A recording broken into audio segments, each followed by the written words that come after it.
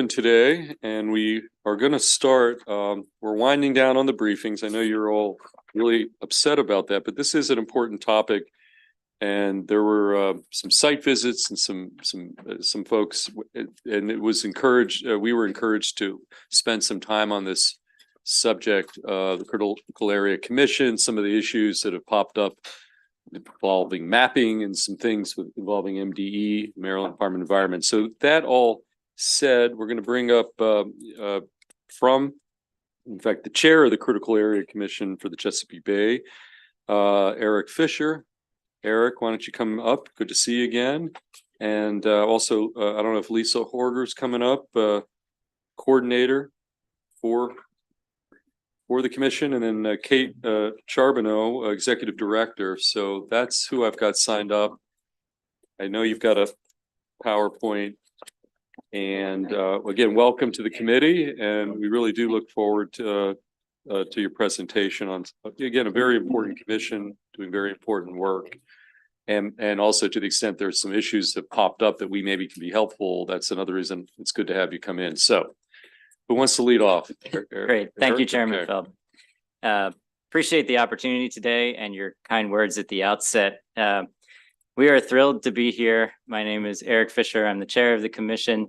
With me is Lisa Herger, our legislative coordinator, and Kate Charbonneau, our executive director. Also with us today are Nick Kelly and Charlotte Sheeran in the back, our regional program chiefs. Pleased to provide an overview of the commission and where things stand with our work. Feel it's especially appropriate this year because the commission is having a birthday. We don't like to think of ourselves as over the hill, but we are turning 40 years old this year. That makes me feel much better because I just had one of those myself. Thank you, Vice Chair. We're going to cover things in three parts today. First, the structure of the commission as a long-standing state and local partnership. Secondly, the essential role that you all, this committee and the General Assembly, has played in equipping the commission to do its work over the years. And then finally, looking ahead to some opportunities and frankly, some imperatives that we feel we need to deal with collectively moving forward. So with that, let's get rolling. Uh-oh. I may be moving to the podium. Okay.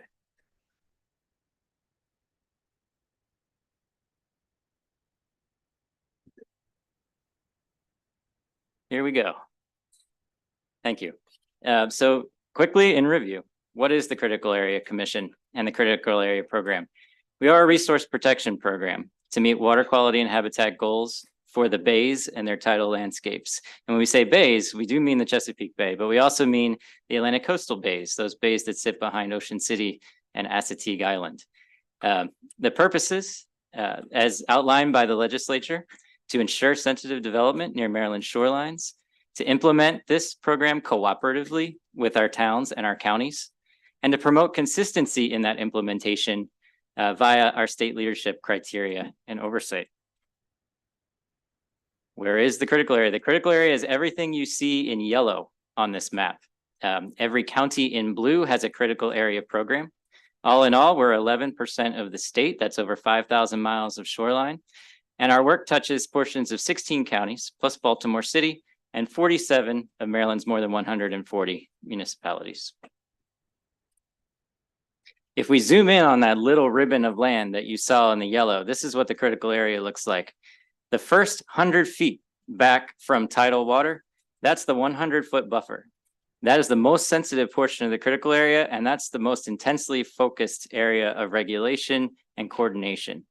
Behind that, approximately another 900 feet, is the remainder of the critical area.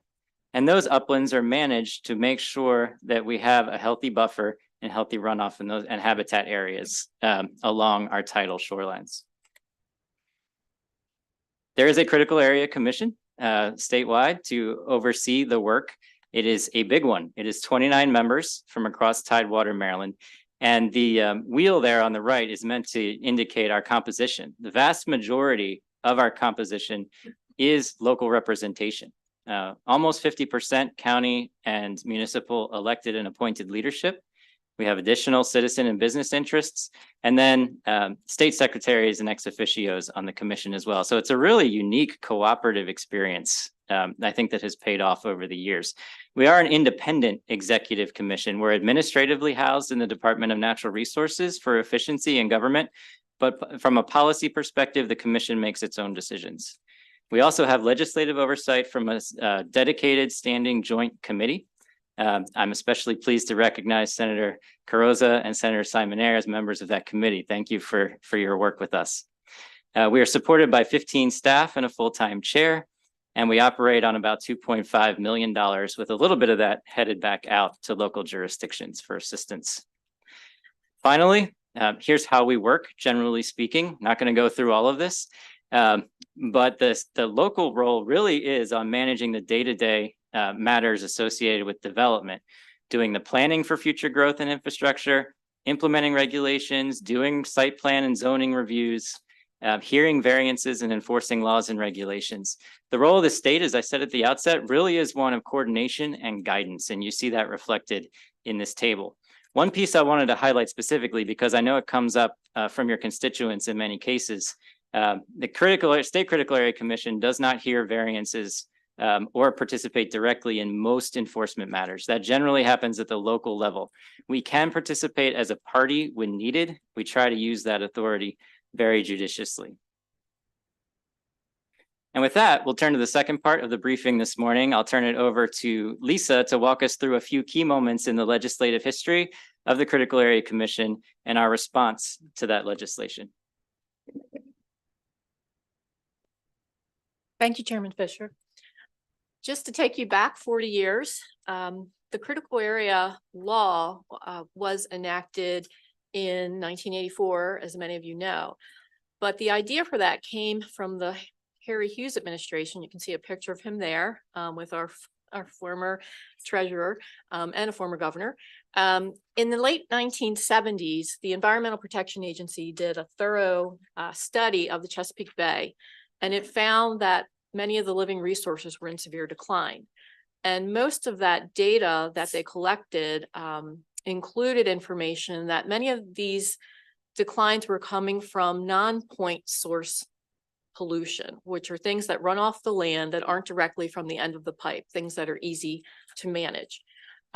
So the Hughes administration looked around the country at similar land use protection programs, and they came up in conjunction with the General Assembly with the critical area law, which, as you can see, was enacted in 1984.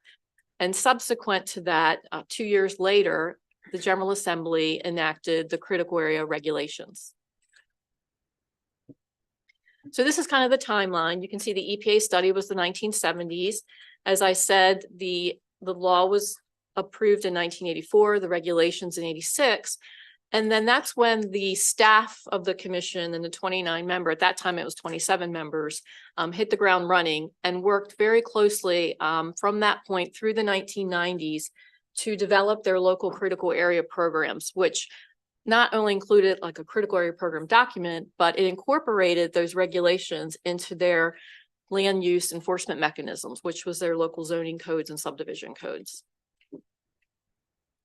So once we got through the 1990s, we got to the 2000s, and some of you may recall that in 2002, the coastal bays were added to the critical area law.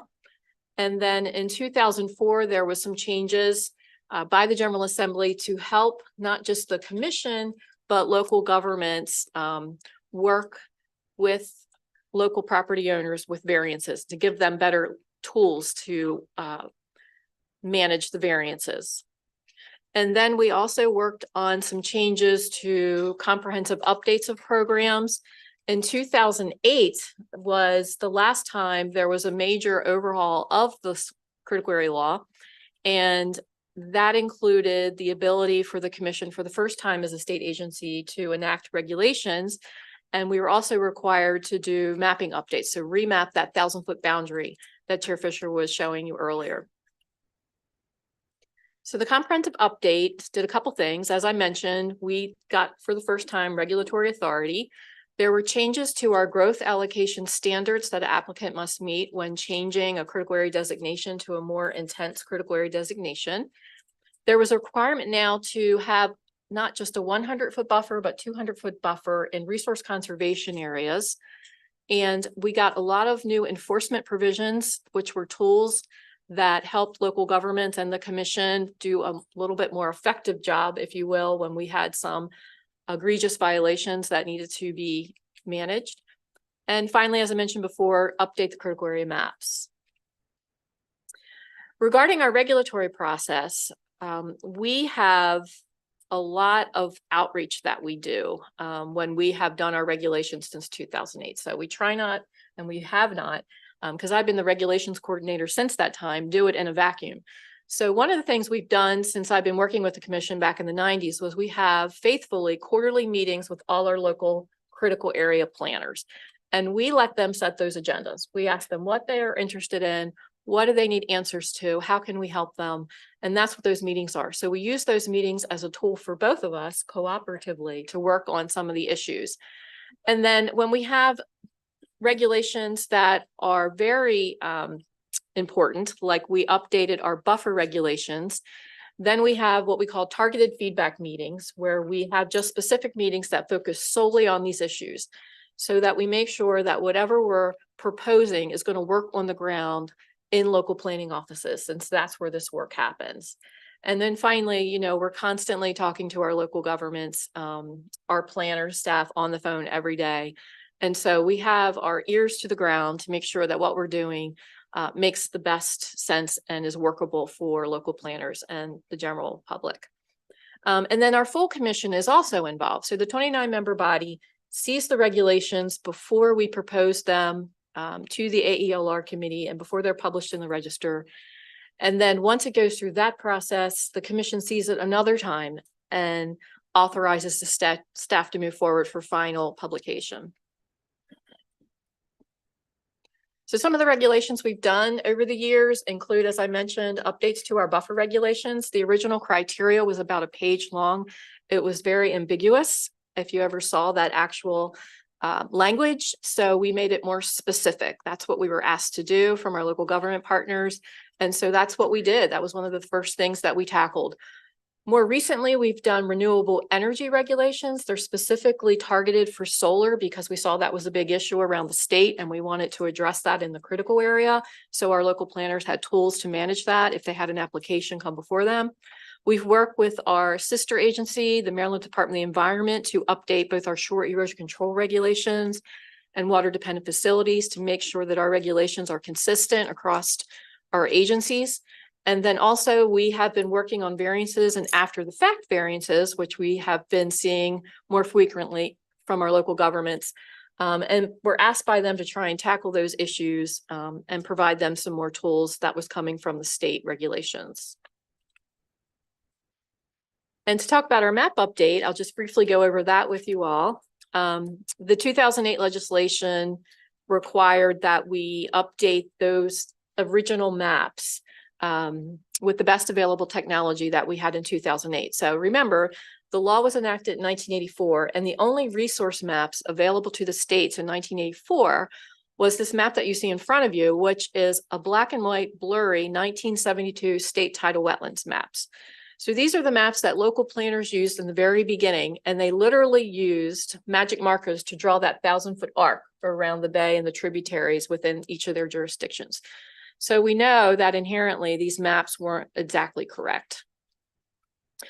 So we use those as a baseline, and then the image that you see on your screen now is what we call a color infrared image, and it shows vegetation, different types of vegetation in different colors.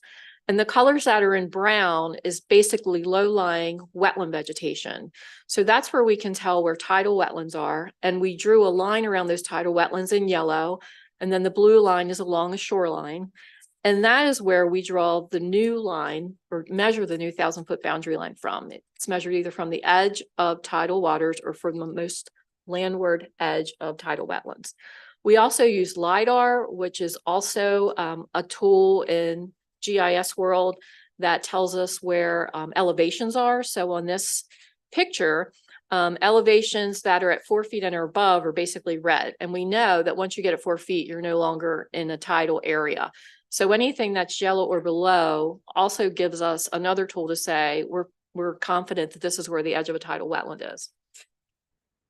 And then finally, we use true color imagery. And we use the most recent true color imagery as we go through each county. So just to give you an example, I think this is a picture in Somerset County of a map update. And the red area that you see on the left-hand side of your screen is an area that shows where we've had a loss of critical area for this round of updates. And that's because for some reason, the edge of the wetland or the edge of the shoreline in that area has changed since the 1972 maps. And on the other side, you'll see a green area, which is again, same reason. There was a change, we noted it, and we made the proper correction to the map. And then the status of the map update, we always house on our website. You can see this if you go there. All the counties in green are completed. The county in orange that you see is Somerset County, and they are going through their local approval process, and the counties in yellow are now prepping to have public information meetings. So we expect to deliver the final products to those counties sometime this year. All right. Thank you, Lisa.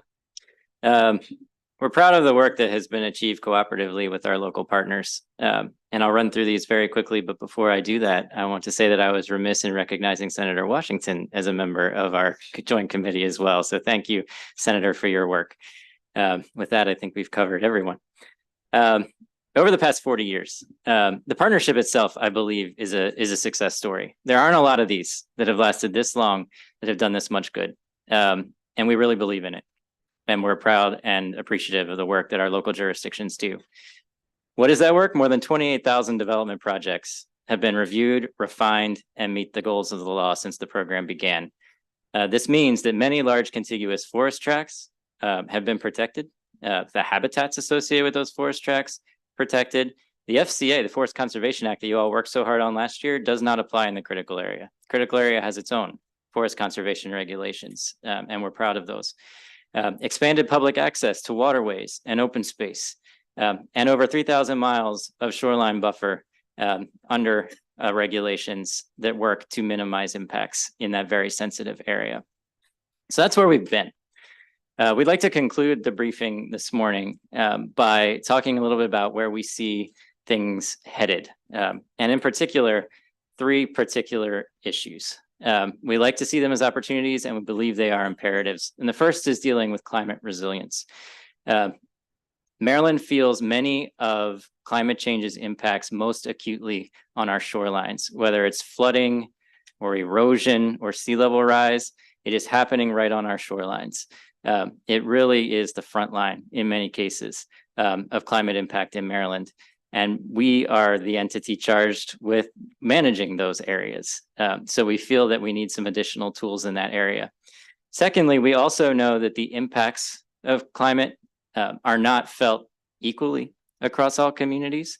And those impacts have ranged from different to, frankly, unjust in some cases.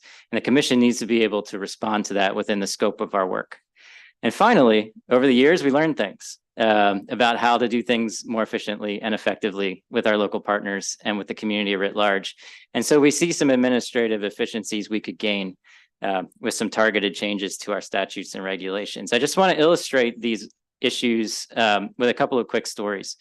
What you see in front of you on the screen is a development site considered by the commission earlier this year. And that is the way that the site appears today in 2023.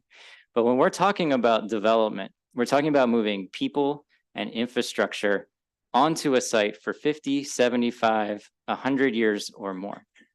And when we start to look ahead at the 2 to 5 feet of sea level rise, we expect to see in the near term on this site, you can see how different that site is expected to look. And if you add in the potential impacts of a storm event on top of that, this is Maryland's CS crab layer. This site is in the bay at that point. This project was approved by the commission in April with minimal changes to the original proposal. And the reason for that is because we can't talk about climate. We can't consider climate. It's not part of our statute. Those words do not appear in our charge. So this is information we have, but we cannot act on. There are some things that we can do as a commission with our existing authorities, and there are some things that we need your help with.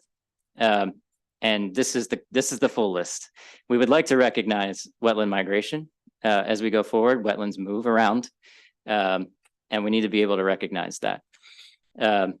Intensifying development in areas that are prone to flooding and negotiating out that kind of compromise. Promoting mitigation when development does occur in these areas that fits with a hotter, wetter, saltier critical area that we know is coming. And of course, providing tools and incentives for local jurisdictions to manage these sometimes confounding impacts. Touching on equitable outcomes, another story for you. What you see on the screen here is an excellent tool from the Maryland Department of the Environment. This is EJ Screen. And EJ Screen helps us understand disparities in environmental impact at a very fine scale. What you see on the screen now is a development project considered by the commission again this year. We approved this project, and part of the approval was a mitigation package that included public access to the waterway. What you see on the screen now is something the commission did not do. And that is overlay EJ Screen with the development site in the very center of the project. Had we done that, we would have learned that this site is nearly in the 75th percentile for environmental impact over time. And we would have learned that the reason why is because of water contact advisories. So when we think about the mitigation we approved, which is water access, and the major issue, which is don't touch the water, we feel like we could have done a better job had we been able to talk about equity. Again, those words do not appear in our statute. Here are some things that we're working on and places we'd like to go. Again, considering environmental burdens and benefits in our decision-making. As I said in the example, matching mitigation more fully to impacts and opportunities experienced by these communities. Representation in public participation, and I think on our board itself. And securing and expanding access to waterways where we can get in the water and get our feet wet. These are some of the areas where we think we can get more efficient as a commission and as a partnership. Don't need to go through those in detail, but you can see them on the screen. We're going to be talking to you again in a few minutes about a vehicle that we think might help get us closer to where we need to be. With that, again, I want to underscore how much we appreciate the legislature's support over 40 years for this program. And we're happy to answer any questions that you may have. Chair Feldman. Well, thank you very much. Okay, beyond just that screen right there, we do have 268 on the calendar today. Then you mentioned 233, which is not on the list today. What are those? Is that the extent of your legislative additional tools in the toolbox kind of bills? I mean, there's nothing else percolating that we're going to see down the road? That's correct. These are the two, and Senate Bill 306 may be on your list later today as well. Okay. Yep, the cross file for 233. Okay. Okay. Never mind, it's on the back. So that's why we have a page 2. Okay. That said, we're going to start with Senator Carrozza. Thank you, Mr. Chair, and thank you for the presentation. And there was a lot of very good updated information that was shared here. And I understand what the request is, looking at if we have these tools, we'd have more information, those could impact the decisions. My question is, as I understand, when a project's presented to you, I'm aware that there's sometimes can be a lot of back and forth. Mm-hmm. And you're doing the back and forth sometimes with people that don't have obviously your knowledge. I want to do this right, but also might be under some financial obligations too. And I also know that Charles Laird was a member of the commission and probably brought a different perspective, to that on kind of understanding on the local end.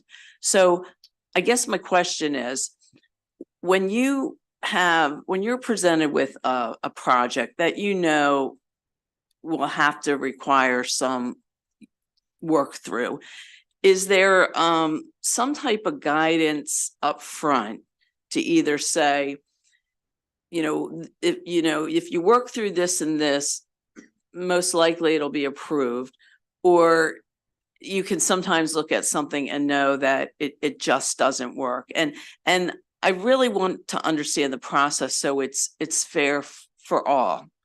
Absolutely. Thank you, Senator. I'll say briefly a few things, and then I think our executive director can talk through how our staff works with applicants as we go forward. I began my career in local government behind a planning desk, and so I understand the value of dialogue in resolving 95% of the issues. That's very important to me.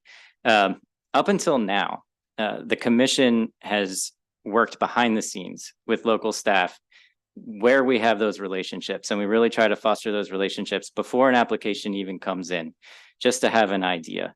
We start at the general local program update so that there aren't so many surprises. We kind of know what the local jurisdiction's priorities are, and we work through those. If something comes in, we can't officially comment on it until it's a formal application. But one of the changes that we're making administratively this year, and I appreciate the question in part for this reason, is we are inviting folks to a commission meeting ahead of time, informally. No decisions are being made, simply for feedback from one of our subcommittees, so that we can have that conversation without the pressure of needing to make a decision before a deadline, and we can have some of that dialogue. So that's one of the changes we're making in pursuit of what you're describing. But if I could ask Kate maybe to fill you in a little bit more about how our staff works. Yeah, absolutely. And move this a little bit closer. We have 7 natural resource planners in our office that are each assigned to work with one of our 64 local jurisdictions. And so those local jurisdictions know which critical area planner they have. They can contact them, they can talk them through questions. And we are always available and open. And again, as Chair Fisher indicated, we do provide as much as we can that preliminary feedback, and we're welcome, we welcome phone calls, direct contact from applicants. We always try and make sure that when that happens, we also bring in that local jurisdiction, so we're all on the same page. But I am looking forward to this shift in our commission interaction, because I think that will help so that applicants can also hear directly, informally from the commission and our subcommittees on their proposals, particularly when they're significant. Just to clarify, I'm hearing that you can be approached even before something is formally submitted, which I think I always hear our county planner saying, come to me first, right? Right. And then once the process is ongoing and it's been officially submitted, you're not going to officially comment until a decision's made, but there is that opportunity before the decision's made to meet with you. Correct. Okay, Absolutely. thank you. Okay, do we have any additional questions for our panel? Okay, we'll go to Senator Augustine next. Thank you, Chair Feldman. Thank you all for the presentation. I'm just a couple curiosities. You mentioned that you have a chapter on renewable energy. Just like, what does it say? Lisa, would you like Sure. to? So, the way that the critical area is set up, the 1,000-foot boundary, there are 3 critical area designations that overlay local zoning. So we have intensely developed areas. So think about towns, places like Baltimore City, Ocean City. We have limited development areas, which are more suburban areas. Then we have resource conservation areas, which comprise 80% of the entire critical area statewide. It's the most sensitive area, and it also has density restrictions, and it has restrictions on the types of land uses you can put there. And as time has gone by, we've seen a lot of pressure on some of these rural areas, particularly farms, mostly on the Eastern Shore, because they're flat, they don't need to be cleared. Some of the solar developers are looking and eyeing some of these places, which could potentially come into the critical area. So we have local planners looking at us to say, this is a commercial use, which is typically not allowed in the critical area. What do we do? Okay. And does it count against density? How do we manage this if we have an applicant? So we tried to get ahead of the game. And we did the regulations. We worked with our local governments. We worked with the Maryland Maryland Energy Administration, all of the stakeholders we could think of, Department of Agriculture, to try and like gather as much information. So the point was to mostly focus on those applications that would come in a resource conservation area to allow these projects to proceed, because the state goals, as you know, with the renewable energy portfolio, are wanting to have a certain percent of solar in the state. So we wanted to try and maintain that state overarching goal and allow it to happen in the critical area, but in a way that's sensitive to the RCA, but would still allow these projects to proceed. Because ultimately, the Public Service Commission has the final say in where these things are sited. So that was the other thing we were eyeing. So we needed to make sure that the critical area resources were protected and that local governments had those tools available. Okay, so what does it say? I mean, I understand that. For Like, the I research- appreciate the explanation, but like, Yeah. what did it say about solar inside of the area? So it allows for solar. It allows. It allows for solar in those areas, and we built in protections such as a 300-foot setback from the shoreline, which sort of mimics some of our other regulations that allow for more intense development. Provides for afforestation, so there's some replanting required. And it has mitigation standards if there is forest clearing. And then finally, it gives some opportunity for mitigation to be done offsite in an innovative way. And we wanted to try and provide an opportunity if there were a large project that we could also tag some mitigation to that project that might provide, for example, climate resiliency. So that's sort of what's built into the package. On that, but just a second question that I have, because I stepped out and you all might have answered this. What is the frequency of the updates to the map since it's changing? Obviously, it's a constantly changing thing. Maybe y'all answered it, but I wasn't in here. So the maps, currently, the uncodified section of the law requires every 12 years. And we have in our draft bill proposed updated uncodified language to do, I believe it's every 8 years, to make it a little bit shorter in time. So that's what we're looking forward to. And since we're almost at the first round being done, we're also anticipating the second round will be quicker, because now our baseline maps will be the updated maps and not those 72 maps where we had to do a lot of research from. So that's the subject of a bill that we have later, so I Yes. should wait. You can say that. Yes. fine. We can talk about it now.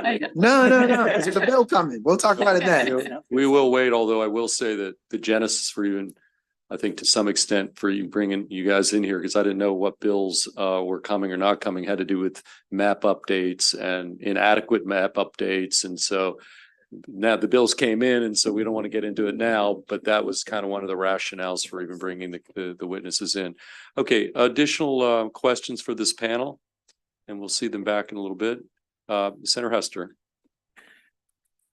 I've heard that we actually need to update our like flood maps in general.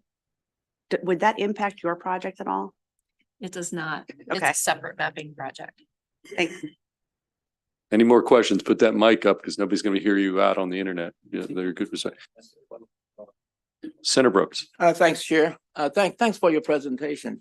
You know, oftentimes I look at things, I look at the pros and I look at the cons. And some of the pros would be your environmental protection, your smart growth, your flood mitigation, and then the public access to the waterfronts. Now, the cons would be the regulatory burden on some, I guess, on the property owners. Yeah.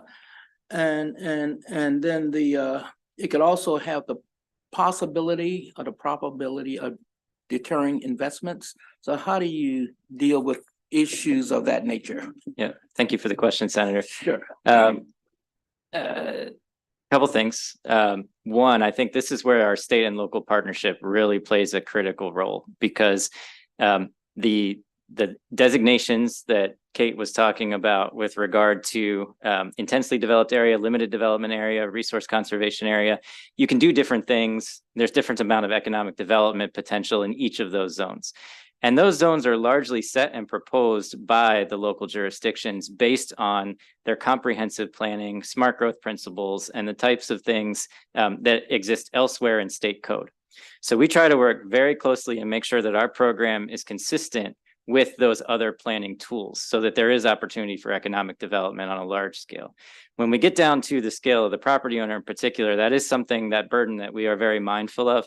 And a number of the provisions in our legislation this morning or this afternoon seek to provide a little bit more flexibility on the individual homeowner in areas of lot coverage and areas of variance processing and those types of things.